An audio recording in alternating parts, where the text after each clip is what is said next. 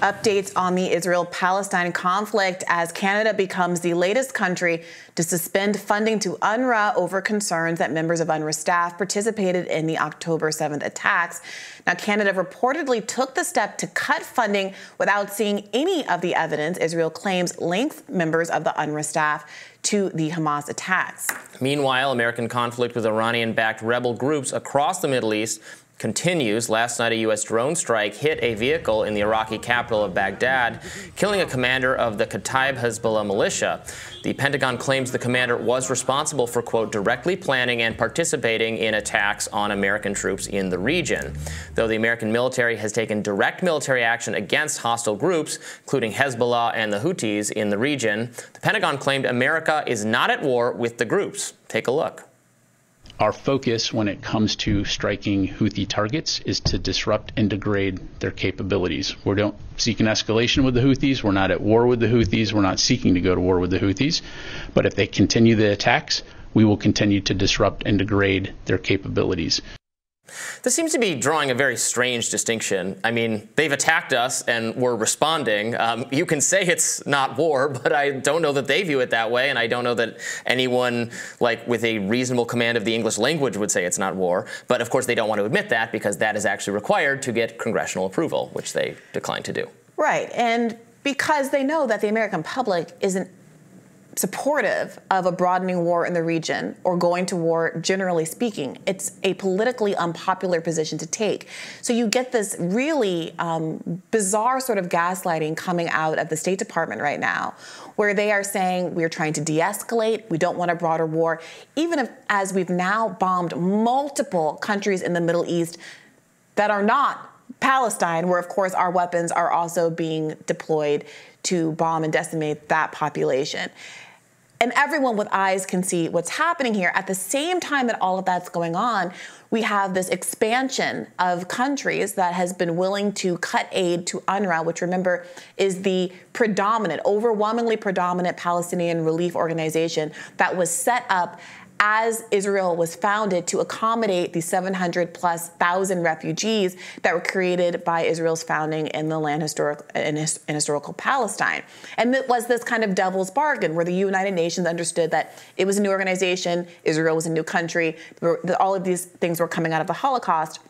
There was this understanding that the UN was supposed to have these humanitarian ideals, but the founding of Israel undermined some of those in the displacement of Palestine. So UNRWA was really this organization that stood in place and managed to kind of thwart the bigger humanitarian crisis that would happen if there was no one to provide for this near permanent refugee population.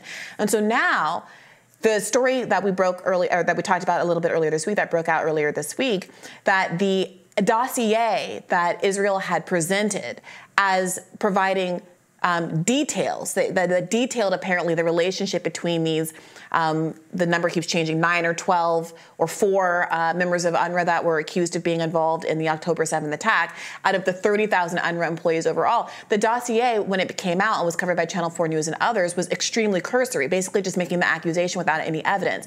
So Canada choosing after that story came out to then withdraw its own aid, I think is really rankling a lot of folks who see this as retribution against UNRWA for basically protecting Palestinians and keeping alive the hope that they would have a right to return. Yeah, look, I'm happy to see the funding cut off because I don't believe in government funding for other countries, but that's true of Israel as well. And I think the American people are probably very frustrated that they pay to blow up all the buildings and destroy the region and then also pay to rebuild it. And why is it on some level any of our business what is going on there? And let's mind our own store and our own country. But that should be applied consistently. And so if it's just cutting off the funding on one side, that doesn't seem particularly fair. Well, Antony Blinken made some remarks last night that did the rounds as well. There does seem to be an interesting posture shift where there is more of an emphasis on the humanitarian crisis that Palestinians are undergoing than there has been in the past. He said that nearly 2 million people have been displaced from their homes, hundreds of thousands are experiencing acute hunger, et cetera, et cetera.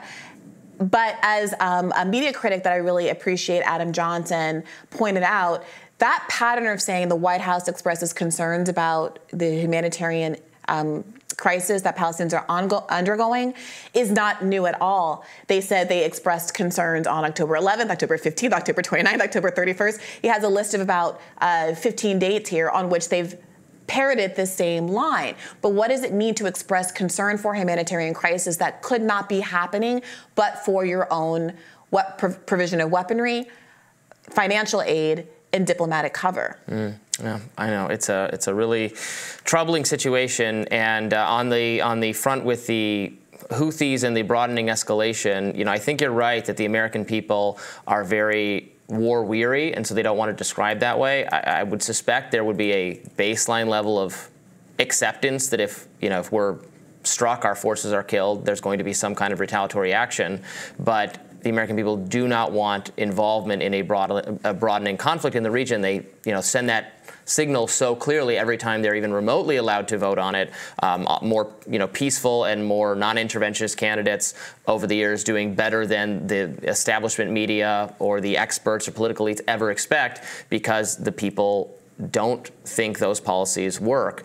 So we'll be interested to keep following how this is affecting Joe Biden's campaign for re-election, maybe unable to draw any contrast with Trump actually on these issues, because we don't really know where Trump stands on any of them, has not been forced to say very much. Did in that interview last week or the other day say that, well, of course he supports Israel and presumably aiding Israel. I don't know that maybe he doesn't support, or there's no reason to think he doesn't support sending additional funding to Israel. But if he has some kind of different view on what's going on in the region, we haven't heard from him on this matter yet. Yeah, I mean, one other thing to note about the ostensible reason why we are bombing these Houthi targets is because of their blockade of Red Sea trade, which, of course, they've been very clear is a blockade in defense of the rights of Palestinians in Gaza. They are letting ships not affiliated with the siege on Gaza through, and they have said that they will stop the blockade as soon as the siege stops. Now, that seems to be an easy way to end this, to the extent that Americans feel, or the American government feels very invested in the financial implications of the blockade happening in the Red Sea and is willing to basically bomb. Now we've bombed 3 Middle Eastern countries in the last few weeks in order to ostensibly restart that trade. A different model that we can look to is this interesting story that started to come out over the last 24 hours or so. As Bloomberg reported, Chinese ships are getting insurance discounts as a result of the Houthi blockade. Basically, there is a paradigm emerging where China is presenting a different kind of global dominance, a different model for global dominance, where instead of using firepower and a global military with bases all over the world, 800 bases as we have all over the world, to try to enforce our economic agenda, they are playing a very different kind of role here. And in this context, and in this particular dust-up, you're seeing them benefit from the escalatory choices that are being made by the United States and our allies in the West. So it will be interesting to see how this continues to play out. And if at any point America realizes that perhaps bombing more people doesn't get you the end goal, which is free passage through the Red Sea, as easily as simply not siding with the humanitarian The Houthis are also crisis. engaged in escalatory tactics, as were the people who killed our service members last week. So everyone is escalating, and the idea is to de-escalate, but I don't think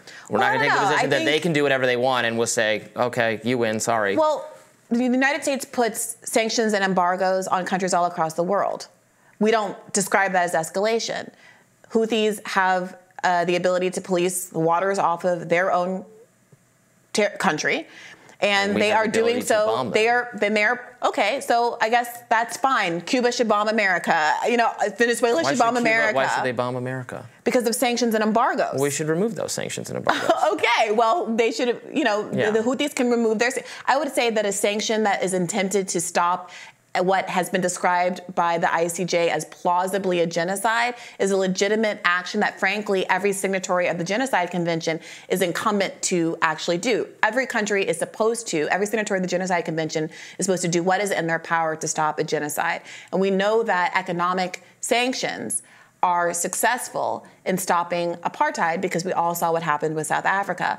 In countries that have limited ability to have economic influence, except for controlling shipping lanes, doing what they can do to prevent a humanitarian crisis in which 27,000 people, 70% of which are women and children, have already been killed in just a few short months, is going to be perceived in the world stage very differently than in economic sanctions, because you don't want to compete with socialism or some other form of government. They could put pressure on their terrorist allies to end terrorism, and then there would be no more need for a campaign in Gaza that's resulting in all these civilian deaths. More Rising right after this.